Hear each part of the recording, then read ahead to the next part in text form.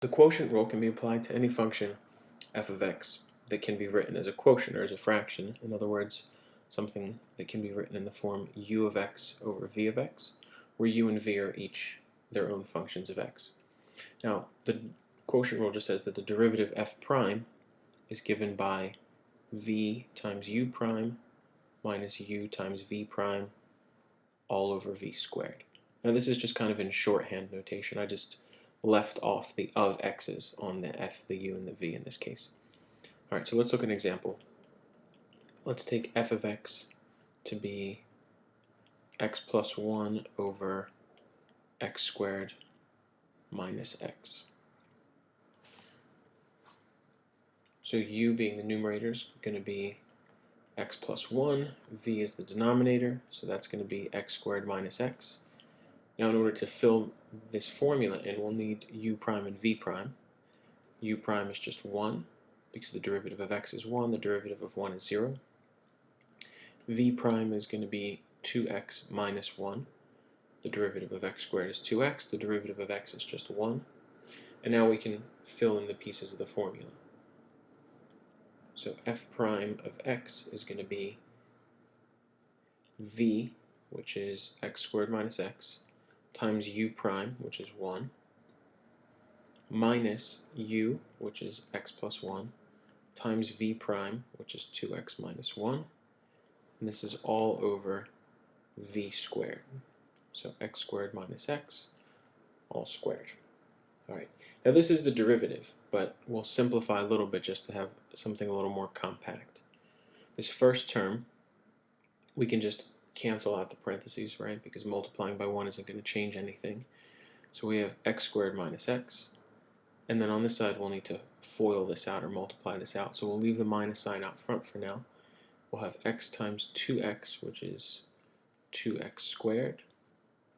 We've got x times negative 1, which is negative x, 1 times 2x, which is positive 2x, and 1 times negative 1, which is negative 1.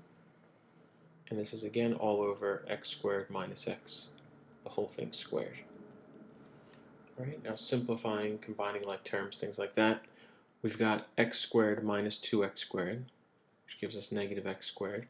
We've got minus x, a minus negative x, and a minus 2x.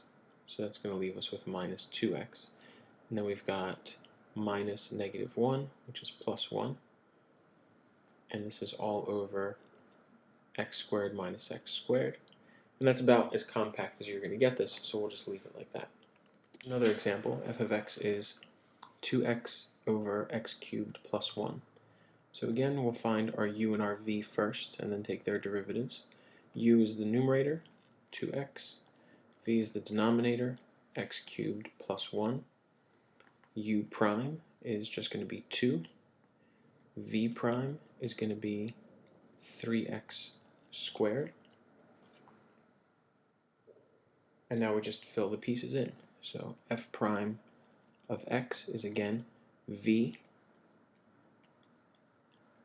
times u prime, which is 2, minus u times v prime, which is 3x squared. And this is all divided by v squared. So the quantity x cubed plus 1 squared. Now this is our derivative. We can just simplify a little bit to have something more compact again.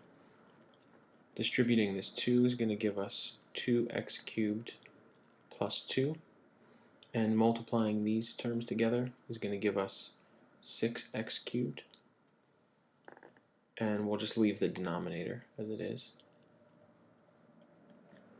Now combining like terms leaves us with minus 4x cubed plus 2, all divided by x cubed plus 1 squared.